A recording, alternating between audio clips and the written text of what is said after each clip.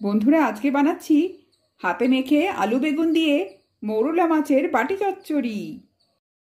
এখানে 2 মুঠো মৌরলা মাছ কেটে ধুয়ে নিয়েছি।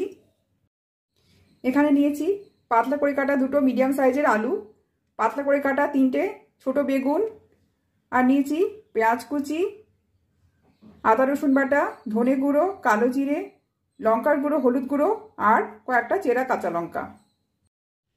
সব একসাথে মিশিয়ে নেব। নুন দিচ্ছি, বেশ কিছুটা সরষের তেল দিচ্ছি। ভালো করে হাত দিয়ে মেখে নিচ্ছি।